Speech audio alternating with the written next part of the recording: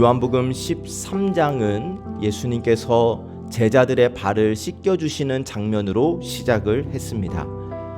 예수님은 사랑하시되 끝까지 사랑하셨고 가장 낮은 자리로 내려가셔서 제자들의 발을 씻기셨어요. 그런데 이 장면 속에서 우리가 놓치기 쉬운 사실이 하나 있는데, 예수님께서 제자들의 발을 씻겨주시는 그 자리에 가룟 유다도 함께 있었다는 사실입니다. 예수님은 가룟 유다가 배신할 것을 알고 계셨어요. 그러나 그럼에도 불구하고 예수님은 그 배신할 유다의 발도 씻겨 주셨어요. 오늘 우리가 받은 말씀은 그 식탁에서 일어난 아주 긴장된 장면을 보여주는데, 한 사람은 배신을 준비하고 있고 예수님은 모든 것을 알고 계시고, 그런데 예수님은 그 상황 속에서도 흔들리지 않으십니다.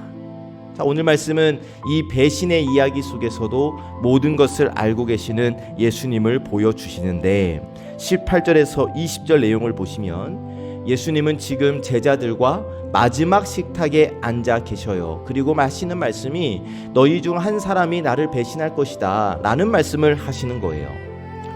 제자들에게는 아주 충격적이죠. 그런데 예수님은 이 일이 갑자기 일어나는 일이 아니라 이미 성경에 기록된 일이라고 말씀을 하셔요. 18절 뒷부분을 보니까 내 떡을 먹는 자가 내게 발꿈치를 들었다 한 성경을 응하게 하려는 것이니라. 이 말은 같은 식탁에 앉아 있었던 사람이 배신하게 된다는 뜻이거든요. 그러니까 예수님이 배신당하는 일이 일어나기 전에 미리 배신당할 것을 말씀하시는 거예요. 왜냐하면 19절, 예수님은 제자들이 나중에 이 일을 겪을 때 혼란에 빠지지 않기를 원하셨거든요. 그래서 이렇게 말씀하십니다. 이 일이 일어날 때에 내가 그인 줄 너희가 믿게 하려 함이로라. 다시 말해 예수님은 이 사건을 통하여 제자들이 한 가지를 알기를 원하셨던 것인데, 예수님이 배신을 당한다 할지라도 예수님은 이미 모든 것을 알고 계셨다라는 사실, 예수님이 배신당하는 이 상황이 예수님에게 실패가 아니라 하나님의 계획 속에 있다는 것을 제자들이 알기를 원하신다, 이 말씀을 하시는 거예요. 그리고 예수님이 말씀하십니다. 20절, 나를 영접하는 사람은 나를 보내신 하나님을 영접하는 것이다. 아멘. 자, 여러분, 우리의 삶에도 예상하지 못한 일이 일어날 때가 있습니다. 사람에게 상처를 받기도 하고 또 관계 속에서 어려움이 생기기도 해요. 그럴 때 우리는 왜 이런 일이 생겨났는가 이런 생각을 하게 되지 않습니까? 그러나 이 말씀을 통해서 하나님께서 우리에게 말씀해 주시는 것은 예수님은 이미 모든 일들을 알고 계신다는 거예요. 우리에게 일어나는 일들도 우리에게 어떠한 상황이 일어났을 때 이 상황을 뒤늦게 알게 되시는 분이 아니라 이미 알고 계시는 분이시다. 그래서 여러분, 믿음이 뭡니까? 모든 것을 알고 계시는 주님을 신뢰하며 걸어가는 것. 바라기는 여러분, 오늘 또 우리의 삶을 알고 계시는, 이미 알고 계시는 주님을 바라보며 믿음으로 걸어가는 저와 여러분들의 하루가 되시기를 예수님의 이름으로 간절히 축복합니다. 아멘. 21절 말씀을 보시니까 예수께서 이 말씀을 하시고 심령이 괴로워 증언하여 이르시되. 아멘. 자, 예수님께서 이 자리에 배신자가 배신할 사람이 있다, 나는 배신을 당할 거다, 이게 성경을 응하게 하려는 것이다 라는 말씀을 하실 때 마음이 괴로워지셨어요. 이미 유다가 예수님을 배신할 것을 알고 계셨죠. 그런데 그 배신할 유다가 지금 같은 식탁에 앉아 있잖아요. 같이 식사를 하시고 같이 이야기를 나누고 있어요. 그래서 예수님의 마음이 너무 괴로우셨어요. 예수님은 지금 아픈 마음으로 이 상황, 유다와 함께 있는 이 상황을 바라보고 계셨던 거예요. 21절 마지막 부분 보니까 너희 중 하나가 나를 팔리라 말씀하셨고, 이 말씀을 들으니까 22절 제자들이 서로 보며 누구에게 대하여 말씀하시는지 의심하더라. 서로를 바라보면서 아니 대체 누구를 말하는 것일까? 24절을 보니까 그때 베드로가 예수님의 품에 의지하여 누운 제자에게 머리짓, 눈짓을 하는 거예요. 야, 누구인지 좀 물어봐. 이렇게 사인을 주는 거예요. 25절 그 제자가 예수님의 가슴에 기대어 조용히 묻습니다. 주님, 누구입니까? 그러자 예수님이 말씀하세요. 26절 내가 떡 한 조각을 적셔다 주는 사람이 그 사람이다 말씀하시고 예수님은 떡을 찍어 가룟 유다에게 건네십니다. 자, 당시에 식탁에서 떡을 건네는 행동은 아주 친밀함, 사랑을 나타내는 표현이었는데, 행동이었는데, 그러니까 예수님은 가룟 유다가 배신할 것을 지금 알고 계시잖아요. 그럼에도 불구하고 가룟 유다에게 떡을 건네셔요. 가룟 유다에게 여전히 사랑을 표현하신 거예요. 사랑의 손길을 내미신 거예요. 이 장면에서 우리는 예수님의 마음을 보게 됩니다. 예수님은 그 사람의 배신을 알고 계셨지만 그 사람을 미워하신 것이 아니다. 마지막까지 사랑으로 대하셨다는 것을 우리가 알 수 있죠.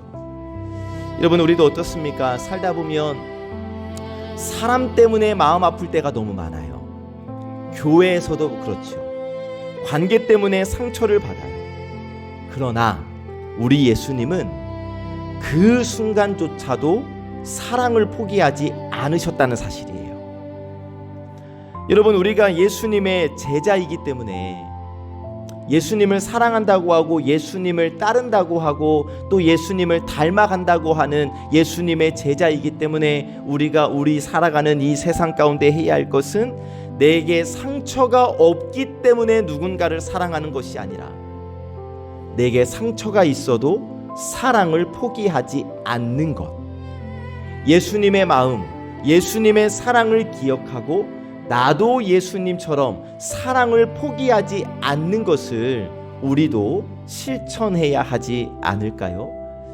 그래서 바라기는 여러분, 이 예수님의 마음, 예수님의 사랑을 기억하며 여러분 오늘 하루도 사람을 향해서 마음을 닫지 말고 예수님의 사랑으로 사랑하며 사시기를 예수님의 이름으로 간절히 축복합니다. 아멘. 27절을 보니까 자, 예수님께서 가룟 유다에게 떡을 건네셨고 유다는 그 떡을 받아요. 그 장면을 성경은 이렇게 말씀합니다. 조각을 받은 후 곧 사탄이 그 속에 들어간지라. 아멘.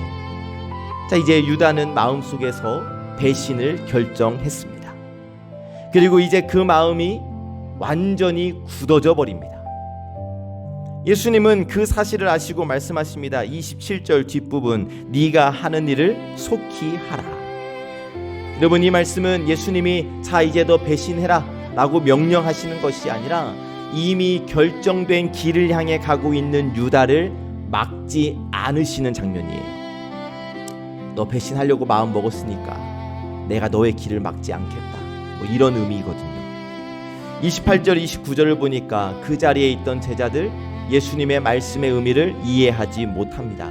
유다가 돈을 막고 있었기 때문에 예수님이 지금 빨리 무언가를 사오라고 하시는가 보구나 라고 생각을 해요. 그래서 아무도 이 장면의 의미를 바로 알아차리지 못했어요.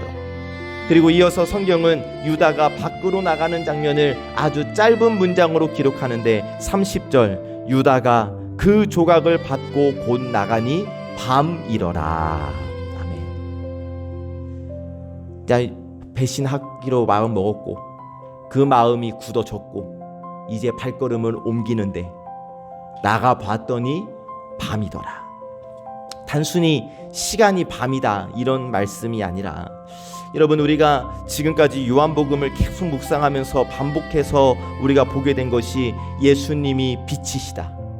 예수님, 하나님을 떠난 상태는 어둠이다. 이게 계속 반복되지 않았습니까? 그러니까 유다가 나갔는데 밤이었다라는 것은 유다는 빛이신 예수님과 함께 있었지만 그 빛이신 예수님을 떠나 어둠 속으로 나아갔다라는 거예요. 빛이신 예수님을 떠나는 것을 선택했더니 어둠이라는 거예요. 여러분, 유다는 처음부터 예수님을 떠난 사람이 아니었습니다. 예수님의 제자였고 예수님과 함께 다녔고 지금도 예수님과 조금 전까지만 해도 함께 식탁에 앉아 있었던 사람이잖아요. 그런데 그의 마음이 조금씩 예수님에게서 멀어지기 시작합니다. 그러다가 저 나갑니다. 나갔더니 빛과 상관없는 어둠이에요. 여러분 잘 생각해 보세요. 가룟 유다, 예수님의 제자로서 예수님과 동고동락했던 사람이에요. 그런데 결국 그가 택한 것은 밤이었어요. 여러분 우리에게 적용해 보면, 여러분 우리도 우리의 몸만 예수님과 가까이 있는 것으로 만족하면 안 된다는 거예요. 우리의 마음이, 우리의 방향이 예수님을 향해 있어야 한다는 거예요. 가룟 유다 보세요. 분명 예수님과 같은 자리에 앉아 있었어도 마음이 멀어지니까 결국 밤으로 나가지 않습니까? 그렇기 때문에 우리는 우리의 마음의 방향을 늘 살펴야 하는 겁니다. 내가 빛 대신 예수님 곁에 머물러 있는가? 아니면 내 마음이 조금씩 다른 방향으로 가고 있는가? 내 몸뚱아리만 여기 앉아있고 주님 곁에 있고 마음은 세상으로 향해 있는 것이 아닌가? 내 마음의 방향이 돈꾀를 바라보고 있는 것은 아닌가? 여러분 늘 말씀 앞에서 나를 살펴볼 수 있어야 하는 겁니다. 사랑하는 여러분, 오늘 하루도 주신 말씀 앞에서 마음의 방향을 잘 살피심으로 빛 되신 예수님 곁에 머물며 그 빛 가운데 살아가는 우리 존귀한 예배자들 되시기를 참 좋으신 예수님의 이름으로 간절히 축복합니다. 아멘. 말씀을 정리하면, 같은 식탁에 앉아 있었던 유다가 예수님을 배신해요. 예수님은 이 일을 미리 알고 계셨어요. 그러나 그 사실을 아시면서도 유다에게 떡을 건네셨지요. 마지막까지 사랑의 손길을 내미신 거예요. 그러나 유다는 그 마지막 사랑의 손길을 받아들이지 않고 밖으로 나갑니다. 그랬더니 결과는 밤이었습니다. 유다는 빛이신 예수님을 떠나 어둠으로, 밤으로 걸어 나간 거예요. 그러면 여러분 믿음이 뭐겠습니까? 예수님 가까이에 있는 것처럼 보이는 것이 아니라 진짜 예수님 곁에 머무는 것이 참된 믿음인 겁니다. 예수님과 같은 자리에 있어도 마음이 멀어질 수 있다는 거예요. 그렇기 때문에 우리는 우리의 마음을 늘 살펴야 합니다. 내 마음이 정말 예수님을 향해 있는가, 아니면 다른 것을 향해 가고 있지는 않은가. 바라기는 여러분 오늘 하루, 아니 우리의 일생 동안 빛 되신 예수님 곁에 머무는 사람 되시기를 주님의 이름으로 축복합니다. 몸만 앉아 있는 것이 아니라 우리의 마음도 예수님 곁에 머물러서 예수님의 빛 가운데 살아가는 저와 여러분들의 일생 되시기를, 우리 송암 가족의 일생 되시기를 참 좋으신 예수님의 이름으로 간절히 축복합니다. 아멘. 기도하겠습니다. 빛 되신 주님, 오늘도 저희를 말씀 앞으로 불러주셔서 고맙고 감사합니다. 마지막 식탁에서 일어난 이 장면을 통하여 저희의 마음의 방향을 다시금 돌아보게 하시니 감사합니다. 주님, 가룟 유다는 예수님과 같은 자리에 있었지만 마음은 점점 주님께로부터 멀어지고 있었습니다. 그런데 하나님, 돌이켜보면 저희의 삶에도 그런 순간이 있었던 것 같습니다. 겉으로는 주님 곁에 있는 것 같지만 저희의 마음은 다른 것을 향해 갈 때가 있었고, 주님보다 다른 것에 가치를 더 두고 살아갈 때가 있었음을 겸손히 고백하며 이 시간 간구합니다. 주님, 이제는 주님께서 저희의 마음을 지켜 주시옵소서. 빛 되신 예수님 곁에 머무는 믿음을 허락하여 주옵소서. 어둠이 아니라 빛을 향해 살아가는 삶이 되게 하여 주옵소서. 하나님, 병상 가운데 있는 우리 환우들을 기억하시고 육신의 연약함과 그 치료의 시간 속에서 생명의 주님의 능력을 누리게 하시기를 간절히 원합니다. 몸과 마음의 평안을 허락하여 주시고 주님의 그 회복의 은혜를 쏟아 부어 주시옵소서. 특별히 우리 윤태균 장로님을 위하여 기도하옵는 것은, 하나님이여, 그 육신의 작은 세포 하나하나까지 우리 주님의 세미하신 손길로 어루만져 주시어서 약한 곳이 강해지게 하시고 지금의 슬픔이 기쁨이 되어질 수 있도록 우리 아버지 하나님께서 강권적으로 역사하여 주시기를 간절히 원합니다.